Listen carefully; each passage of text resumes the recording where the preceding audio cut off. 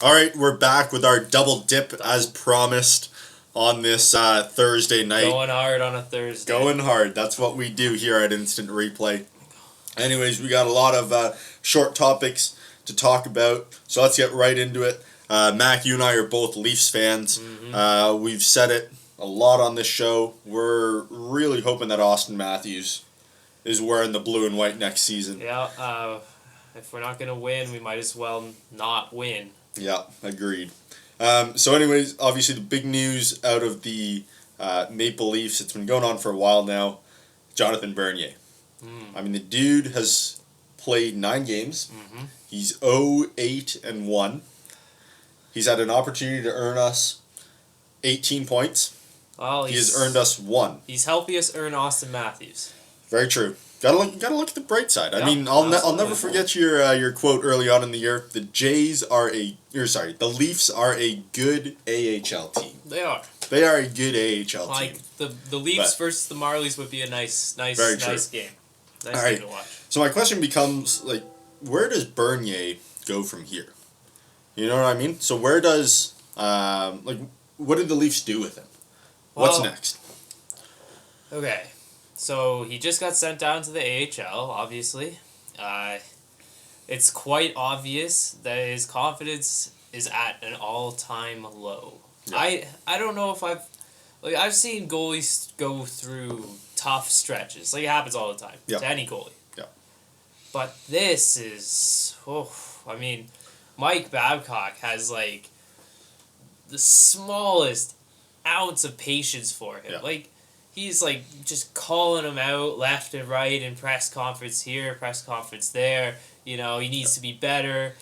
To what cost can we let him get over his troubles? And now he's in the AHL. Yeah. I mean, I feel like they're mishandling him. You need to find a way to get his confidence back up. And maybe getting wins in the AHL is doing it, but sending him down might do more harm than winning in the AHL would do him good. Yeah, I mean, it's a conditioning stint, right? But I think, like you said, they're trying to build it back up, build the confidence back up. I mean, like you said, goalies go through streaks like this all the time. I mean, I have no issue if a goalie, or if you lose a game 4-3, and you know your goalie lets in 4 goals, but they were all beautiful passing plays, tic-tac-toes, some nice shots. There's some goals you can't do anything on. Yeah, but the problem is, every single night, there's one bad goal. Usually it's the first goal. Yeah. Bernier. You're more or less guaranteed to give up a goal in the first 10 minutes. Yeah. You don't win hockey games that way. If you go down, the percentage chances that you're going to lose the game go way up. Yeah. Yeah, it's tough to play from behind. Hockey's not a game where you want to play from behind. Here's how I see it. Some people believe that Jonathan Bernier might have been the answer for Toronto in goal. From what I saw, I just didn't think, like, over the past couple of years, I just didn't think he was quite good enough anyway. Yeah. I didn't think he was that long-term solution that we really needed. I think we still are looking for that. Yeah. Well, definitely now, but even before, I thought we should still be looking for that. I don't know if we were. I don't know, if, the wheels were turning on trying to get another goalie, but I didn't think it was him. So, this, if Bernier ends up getting shipped to another team or something, I didn't think he was our answer anyway. Yeah. But definitely for the time being, he was supposed to be our guy, and now he's definitely not. Yeah. Anyways, I think it'll be interesting to see what's next for Bernier, because actually this might come as a surprise. Our minor league system is actually very, very strong for goalies. Yeah. I mean, if you look at who we got down there, obviously you saw Garrett Sparks. Yep. Obviously had a nice start. Didn't play so well against Winnipeg, but then that's tough, because if you look at all Winnipeg's goals the other night, it was because of our brutal defense. Yeah. Yeah. They were brilliant goals that Winnipeg was scoring. If you go back and look at the highlights, I don't know if there's one goal that you can really blame Sparks on. Yeah. The number looks ugly, but really, like you were saying, it's sometimes it's not the goalie's fault. Yep. I think that was definitely an instance. And then there's also Antoine Bibeau down there as well, who we saw earlier. World Juniors, yep. So I mean, we're pretty deep. I mean, in my opinion, if we were weak down there, if the Marlies didn't have a goalie, I don't think we're having this conversation right now. To be honest, I think we're kind of stuck with Bernier. I mean, as a backup, but there are options. It's kind of reminiscent of when we had Tuukka Rask and Justin Pogge down there. There was always kind of that safety net. That look, if one of our goalies, or even both of our goalies at the time, with the Leafs weren't playing well, we have a future, right? So I mean, hopefully one of those guys does turn out to be the guy. Yeah. That we need. Yeah. I don't know if I see it. I don't know. I haven't seen enough.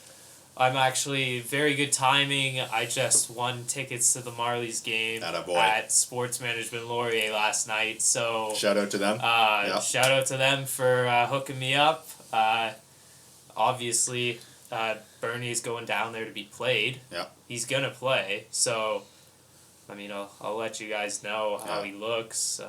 If his confidence is just shattered and he's giving up 5 goals in the AHL, we'll see. Yeah. We will see. Yeah.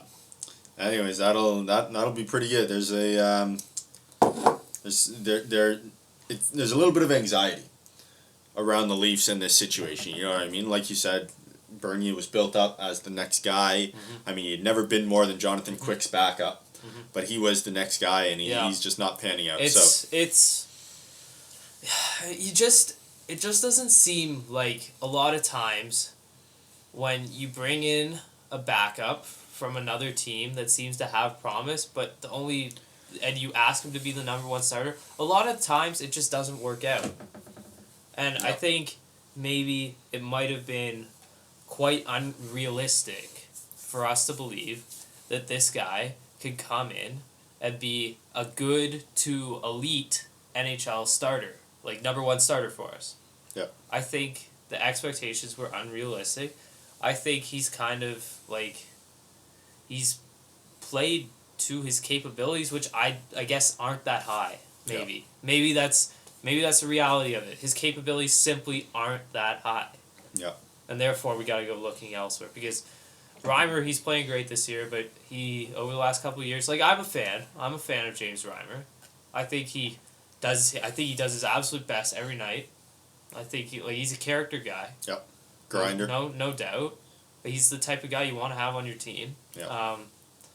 But I don't think he's the answer either. No, not at all. Like, every team needs a great starting goalie that can win you games. Yeah. I don't think the Leafs haven't had a stable presence like that in net since, oh God believe it, Ed Belfour. Oh jeez. Yeah. Man, oh man. That's a while ago. That is a while. That's a while ago. Yeah, that's Eddie the Eagle. Yeah. Eagle. That's rough. Yeah. When you put it like that, that's. Ed Belfour has now been retired 10 years and is in the Hall of Fame, and we still haven't had a capable goaltender since. Yeah. That's an issue.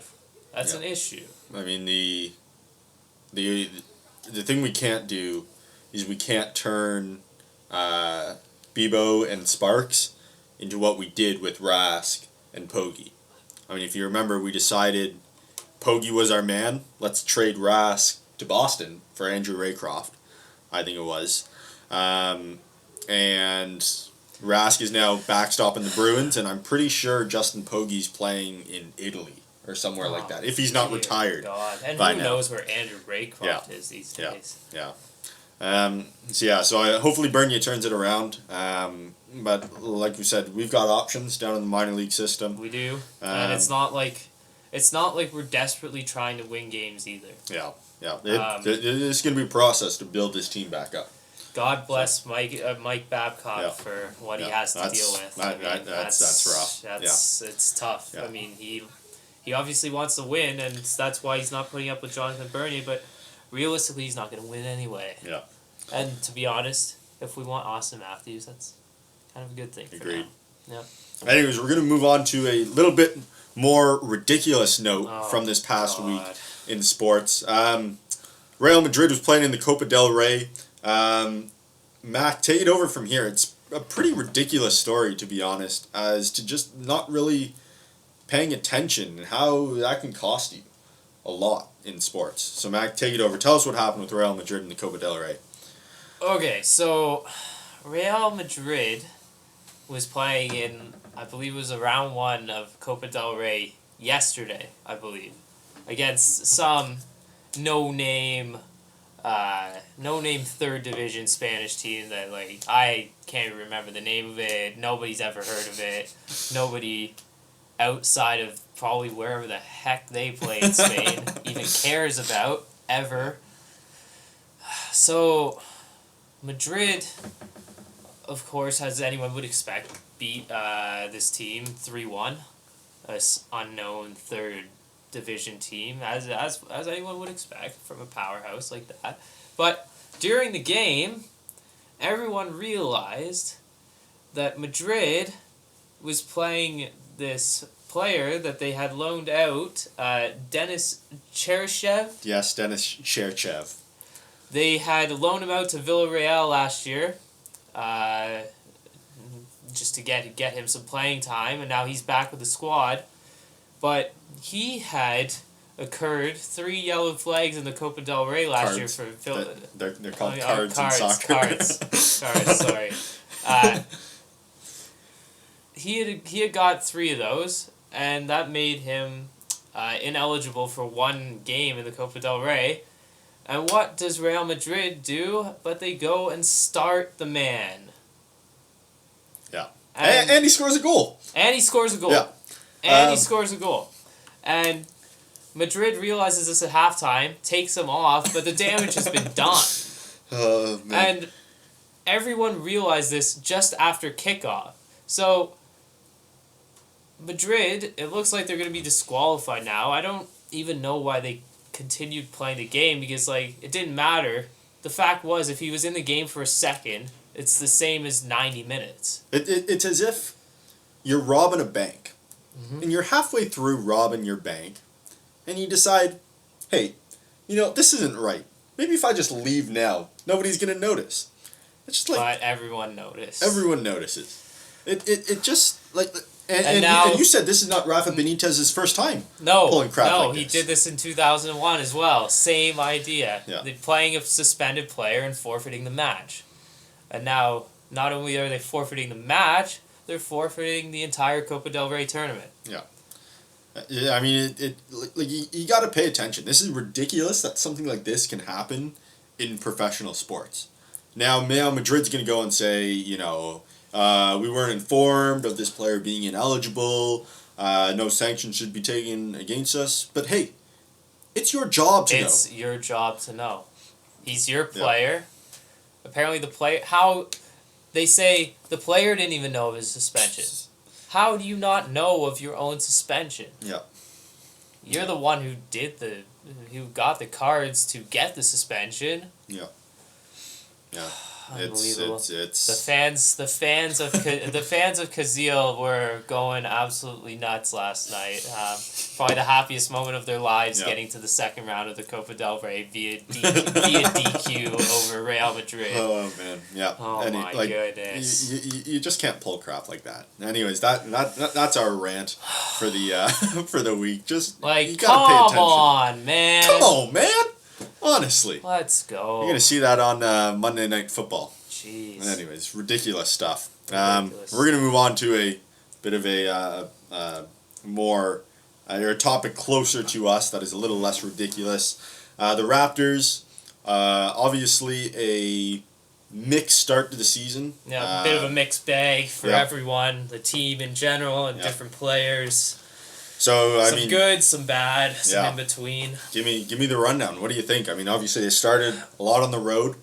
They've definitely been grinding through this tough schedule. Yep. A lot of tough games, a lot of games on the road to start the season. after this loss to Denver tonight. They're 12-8 through 20 games, which is not as good as they were last year, but I still feel more confident about the squad right now than I did at this point last year, just because of the quality of competition they've had so far, and the fact that they can actually play defense. Very true. Very true. The fact that they can play defense. Yeah, I mean, if you look at last year, they weren't actually playing bad defense, and then DeRozan got hurt, and that's where the wheels just fell off the train. Yeah, an injury to DeRozan or Lowry would be devastating. But, I mean, you look at what they've done in JV's absence. Yeah. The defense has actually picked up. Yeah, the defense has improved, which is good. Which you could honestly expect, though. Yeah. I mean, Bismack's getting more minutes. Bismack's getting more minutes. Bismack's swan those shots. The dude's got bricks for hands. But when you're blocking, that's fine. You can look. The guy's hands are such that he may as well have no hands. Yeah. His hands may as well be cut off. Yeah. Yeah. That is how terrible he is on the offensive end. But luckily for him, he is a very good defender. Yeah. And that is really what our team needs. Our team needs his defense more than we need his offense. On another note, Bebe's played really well in his time with the team. I mean, he's a good prospect. I mean, he's spent a lot of undeserved time on the bench. Yeah. He doesn't play out of who he is. He knows what he has to do. He knows why he's out there, and doesn't try to do too much with it. He doesn't try to push, which is I think really good for his development. I mean, he's getting he's going to develop. He's going to become better. Yeah. I mean, I could see him becoming a good piece of this team going forward. Al Horford thought he played really well in Atlanta last night. Anytime you can get respect from a guy like that, that's pretty solid. Absolutely. So, and then let's not forget Kyle Lowry. 22 points in the fourth quarter. When have we ever Raptors record for quarter? Yeah, when have we ever seen something like that? I mean, the dude is just taking over games. Guy had to step out in the first half because he was hucking up. Yep. You know, he's sick. Yeah. Comes back and what a clutch performance. It's the Raptors' version of the Michael Jordan sick game. Yeah. And to get a win in Atlanta like that over a quality team. Yep. Perfect timing. Perfect timing for a performance like that. I think if you look at obviously his new physical stature, I mean he's in such great shape. Yep, great shape. And then you look at how Corey Joseph is pushing him. Absolutely. And they're working so well together as a team. It is awesome for Raptors fans to see. Corey Joseph is just a natural distributor. Yeah. I don't know if we can call Lowry such. Yeah. I think playing alongside Joseph is really helping Lowry have a more well-rounded game and also do what he's good at. Yeah. Not force the issue distributing and more focus on what he can do in making plays, making shots. Making shots. And an interesting stat, Steph Curry, obviously most threes in the NBA. Yeah. Over 100 already. Second in the NBA, Kyle Lowry.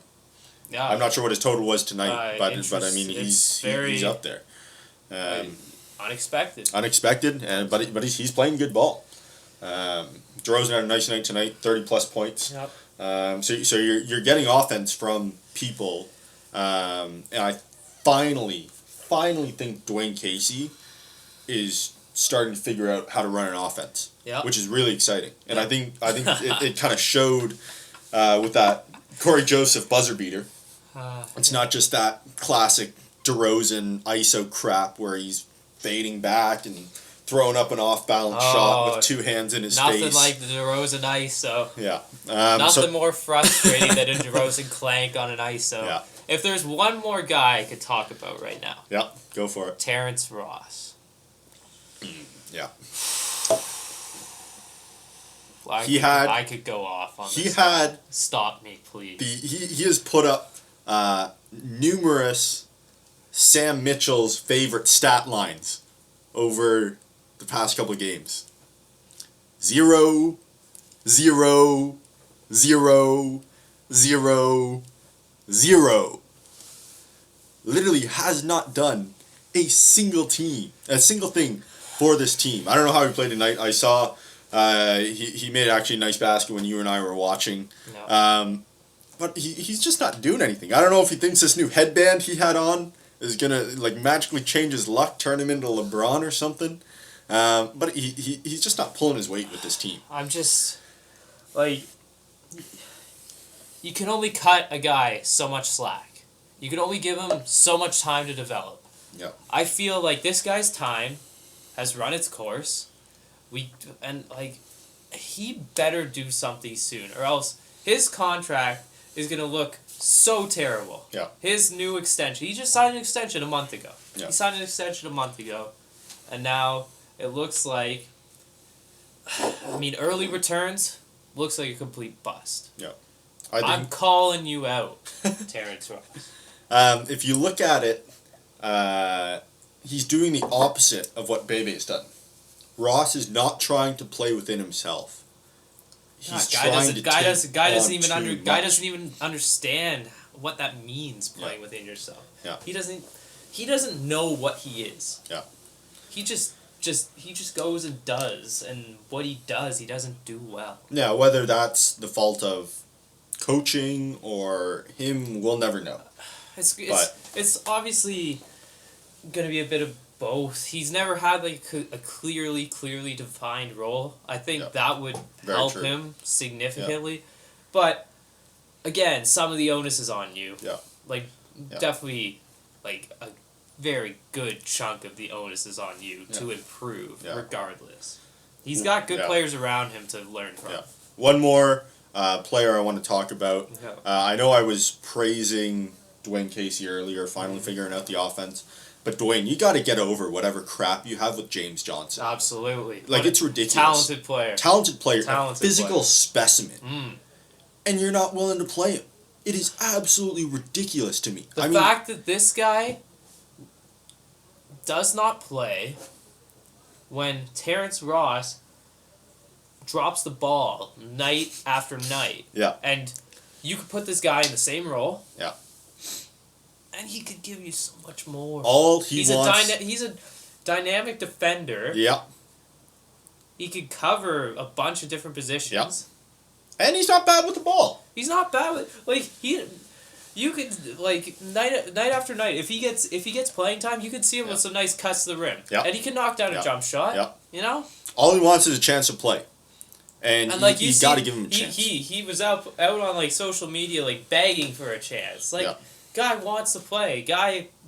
He's an intense guy. He's a competitor, you know? You got to give the guy a shot. Yeah. Dwayne Casey, I'm calling you out to play James Johnson. You might have figured out the offense, but you still got work to do, buddy. Last on the podcast today, a very unfortunate announcement for an athlete who's very near and dear to my heart, one of my favorite athletes growing up, Tiger Woods, announced that he may never play golf again, which is actually really sad for the game of golf. I know you and I were big fans of the game, growing up watching him, but kind of what's the impact of him potentially never playing this game again? The impact on golf it's everything. More than any other sport and one man, Tiger Woods is golf. Tiger Woods had a video game named after him. Tiger Woods. Who else has that besides John Madden, of course? But would you not agree? More than one player and a sport, Tiger Woods defines golf. Yeah. For the average man. Yep. For the average human being in the world, when you think of golf, you think of Tiger Woods. Yep. Yeah. It'll be a sad day if Tiger has to go out like this. The thing is, with he's had recurring injuries to his back, his neck. He just from what he said in his interview in Time magazine, he said that it's significant nerve damage in his back, and he just doesn't know if it'll get better. Yeah. He doesn't want his career to end. Well, by no means does he want his career to end, but understands that it could. Yeah. He understands that if it does not get better, that his kids, good on him, are the number one priority for him. Yeah. Kudos to him. I mean, if you look at when he first entered the game, and when he was so dominant, he revolutionized the game of golf. I mean, we'd never seen 300-yard drives before. No. And he was mashing them out on the daily. But the problem is... The guy that could combine that with like an impeccable short game. Yeah. The problem became, if you look at the swings that he was taking early on in his career... He's just... He went all out every round. Every shot, every round. There was no way... 100% effort. No chance his body was going to be able to last. To be honest, I'm kind of surprised he lasted this long. I mean, if you look at some of the violent tomahawk chops he took... Yeah. But I mean, he won 14 majors by the time he was 32. Yeah. That just... Say he broke it at 18. He won a major a year for 14 years. Obviously, that wasn't the case. He won more in less time, but, like, that's unbelievable. He broke in... He won his first major, 97 Masters. Yeah. And the last one, 08 U.S. Open. Yeah. 14 majors in 11 years. Yeah. That is just some sustained dominance that will never be seen in golf or any other sport. Yeah. But I mean, like you said,